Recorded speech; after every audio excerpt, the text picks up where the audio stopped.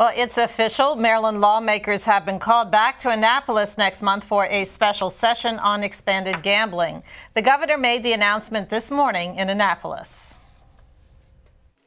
State legislators will have to give up or postpone any scheduled vacation plans come August 9th.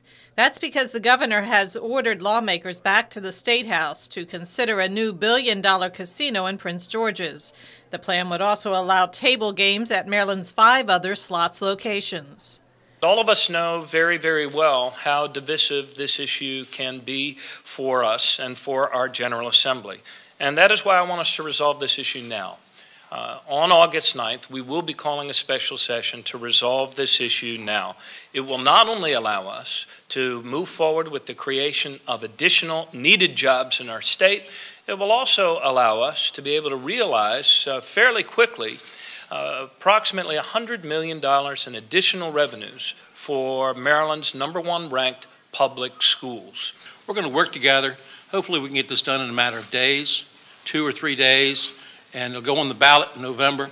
In June, MGM Resorts International said it would build a resort and casino at National Harbor, but only if it got a lower tax rate.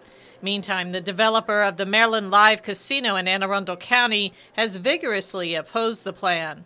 The Cordish company says the state doesn't have enough gamblers to sustain a new facility. And Penn National, the owner of Rosecroft Raceway, is also voicing discontent, saying it's been left out of the whole negotiation process. House Speaker Michael Bush says it will ultimately be voters who decide the issue. If the good citizens of Prince George's County decide to vote against a 6th site in their county, that they will not get one.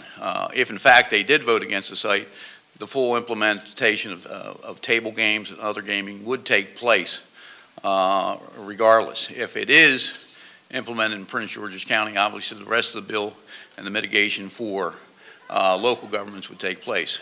And we want to make sure that we keep a consideration for competitive gaming and the other sites that are up, and give consideration to them and what effects the 6th site would have on them. That'll also be reflected in the legislation. Voters may have the last say, but for the moment, County Executive Rashern Baker appeared delighted with today's outcome. We need this great site in Prince George's County to help generate revenues for Prince George's County and the state. And so that's what I've been very honest about, and I think it's the best site. O'Malley says a copy of the bill will be available for all to read shortly before the session begins.